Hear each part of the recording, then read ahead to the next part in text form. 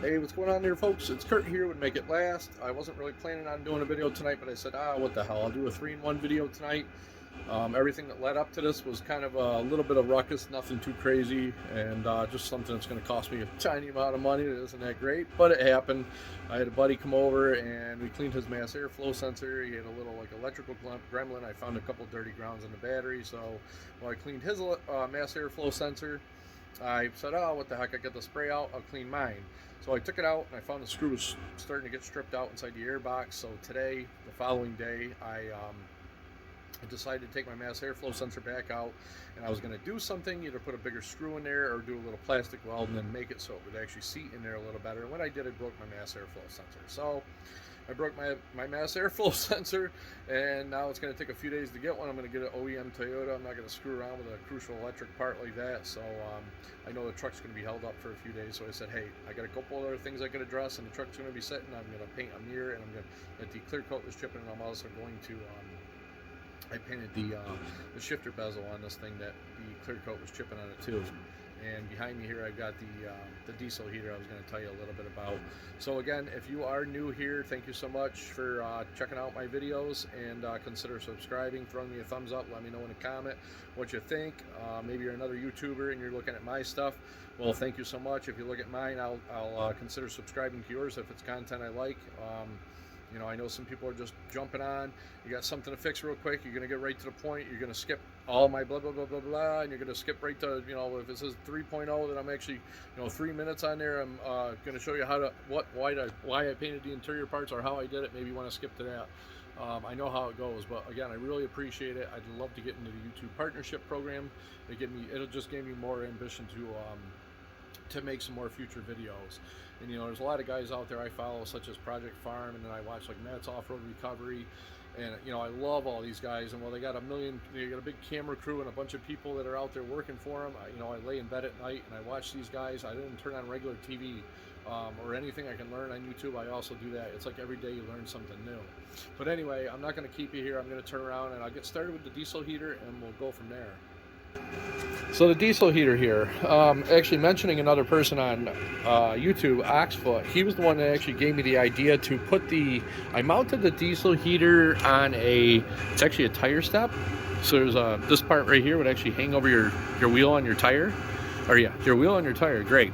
This will actually hang over the tire, and this can actually mount on the side of your pickup truck. So if you do have a camper top or rooftop top, you can actually plumb the hose, and I got it hanging over the boiler right here, up into your camper or rooftop top. So today I actually have it.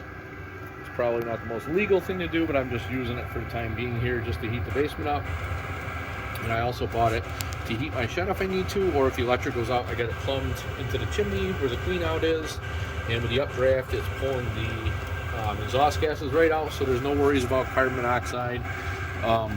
Getting on to what it is, I know there's a billion of these things out there. This is a civil. It's like $120 on Amazon, and I basically fired it up, ran it for 4 hours, and I heated up the back of my pickup truck just to see how it worked, and it'll blow you right out of there on low. So again, I did what Oxfoot did. I bought the tire step. I mounted it on there. The only thing I did different is I actually welded a leg on the other side of it, so if I gotta put this thing somewhere, it's not gonna just fall over.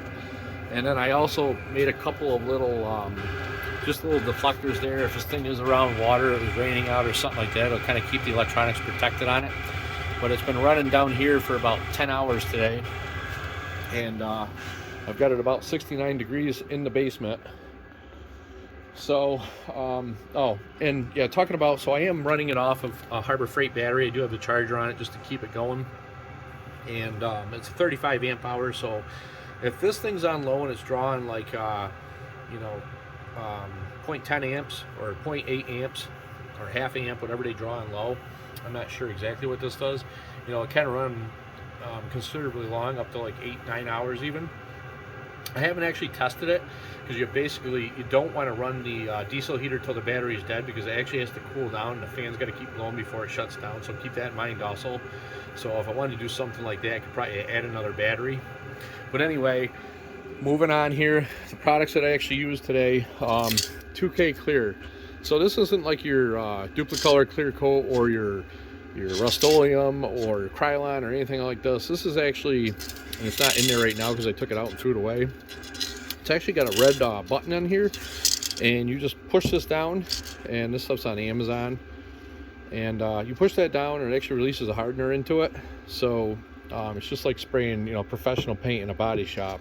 And I highly recommend a real good strong mask if you're going to be, or use it in a well ventilated area.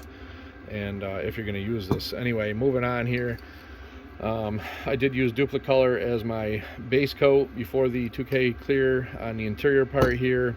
I didn't actually, obviously I don't have a video here with the prep and all that. There's a million other videos out there, but this is the ending results. If you're going to do this, you're going to want to sand the plastic, adhesive promoter, and paint it, and then put the 2K Clear on there. Well, this is a camera phone.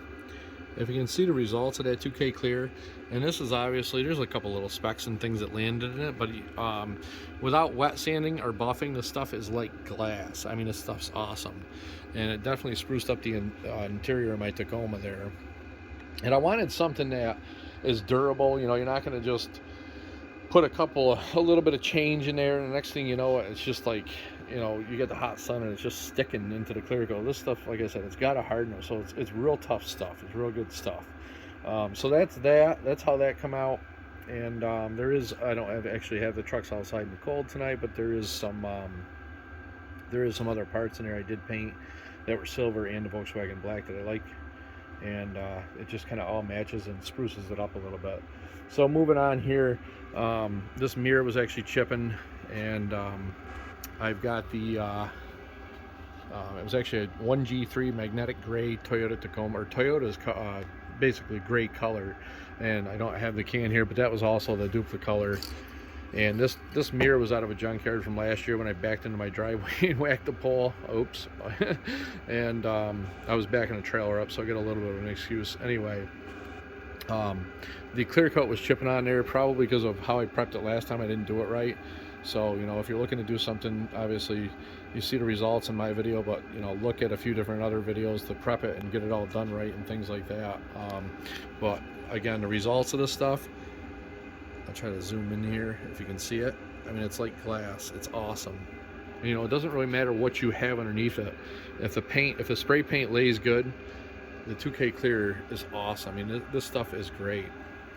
So anyway, that's the diesel heater, and that's the interior parts that are painted. So not much of a video here, just a quick little video, but again, thanks for watching. If you watched all the way to the end, great. Consider subscribing, consider giving me a thumbs up, and let me know what you think.